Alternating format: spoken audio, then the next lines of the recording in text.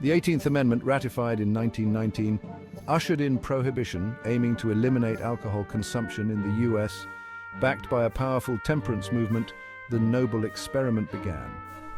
Unintended consequences soon followed, igniting a vast black market for liquor. With legal distilleries and saloons closed, a golden opportunity emerged for risk-takers. Enterprising individuals stepped into the shadows, birthing the era of bootleggers, rum runners, and speakeasies. Ordinary citizens transformed into outlaws. Fortunes were made and lost under the cover of darkness. Canada, with its proximity and lenient liquor laws, became a hub for this illicit trade.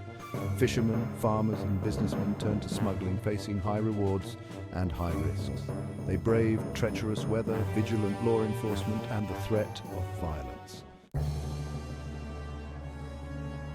The typical rum runner was far from a hardened criminal. Many were ordinary people driven by necessity, enticed by easy money during economic hardship.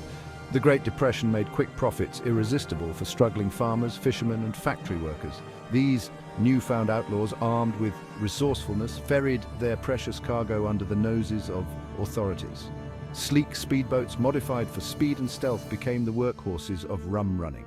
Larger shipments used repurposed fishing trawlers and lumber schooners, their holds overflowing with illicit liquor. Ingenuity was paramount. False bottoms in vehicles and hidden compartments in luggage were common. Some resorted to audacious tactics, like strapping cans of alcohol to horses or dressing as clergymen. Each innovation showcased the lengths people would go to satisfy America's thirst. The vast Atlantic coastline became a smuggler's haven. The Maritimes, with countless coves and inlets, provided cover for rum runners loading up on liquor from Saint-Pierre and Miquelon. These French islands became bustling hubs for illegal liquor trade, destined for Boston, New York, and beyond. Under darkness, maritime outlaws braved the treacherous North Atlantic with their illicit cargo. The journey was fraught with danger, from unpredictable weather to the US Coast Guard. Fog provided cover, but also concealed deadly obstacles. Shipwrecks were a constant risk, a stark reminder of the perilous nature of their trade. Encounters with the Coast Guard were tense. Rum runners relied on their superior knowledge of local waters. They knew every shoal, reef, and hidden cove where they could disappear. Tales of daring escapes and close calls became legendary, passed down through generations. The Great Lakes region offered unique smuggling opportunities. The Detroit River, separating Windsor, Ontario from Detroit, Michigan, became a hotbed of illicit activity. Its short distance and numerous islands provided ideal conditions for quick crossings.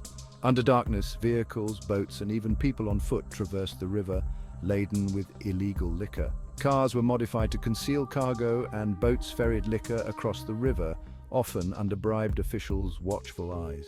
The Detroit River's islands served as transfer points for illicit cargo, hidden and awaiting pickup by American counterparts. Among the many colorful characters, none left a more lasting legacy than the Bronfman family. Samuel Bronfman, a young entrepreneur, recognized the potential of the burgeoning liquor trade. Starting with a small mail-order business, he quickly expanded, building a vast empire. With Prohibition in full swing, Bronfman moved his distillery to Montreal, strategically positioning himself. He forged relationships with distillers in Scotland and the Caribbean, securing high-quality liquor. His business acumen and willingness to operate in the shadows propelled him to the forefront. Bronfman's empire extended beyond smuggling. He invested heavily in his distilleries, modernizing equipment. He cultivated relationships with politicians and law enforcement, navigating corruption with remarkable skill. Rocco Perri, an Italian immigrant, became known as the king of the rum runners. His empire, built on smuggling, gambling, and extortion, stretched from southern Ontario to New York City. Perry's ruthlessness was legendary. He controlled a network of corrupt officials. His enforcers instilled fear in anyone who dared to cross him. Despite numerous arrests, Perry always escaped conviction, his influence impenetrable. His story, a mix of myth and reality, became a cautionary tale of easy money and organized crime. He lived extravagantly, indulging in fast cars, lavish parties, and mistresses. Yet his reign was short-lived. In 1944, Perry vanished without a trace. His disappearance remains one of the most enduring mysteries of the Prohibition era. Prohibition and rum running extended far beyond organized crime.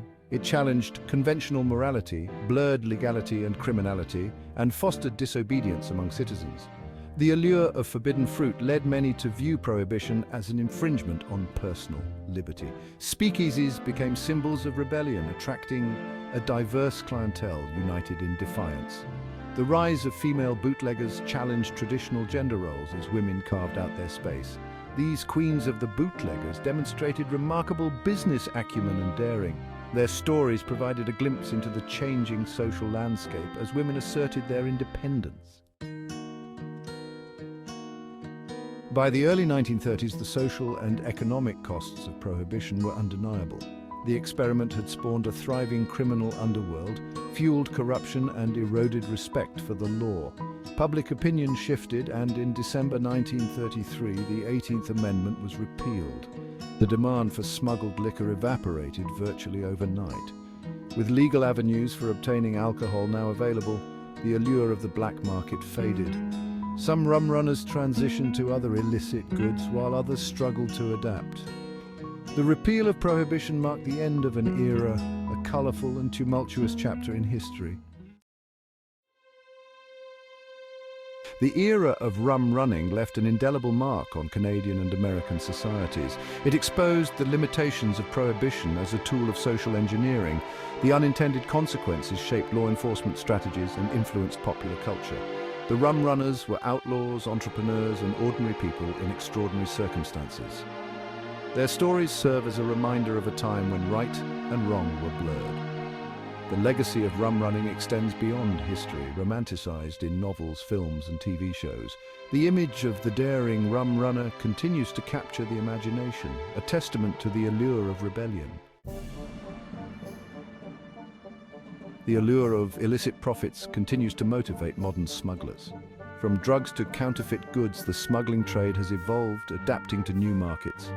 Modern-day smugglers employ tactics echoing their rum-running predecessors.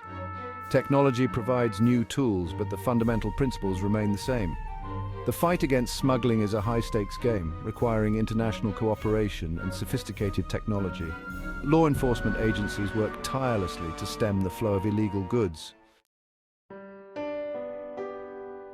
The story of Canada's rum runners is a testament to the allure of forbidden fruit.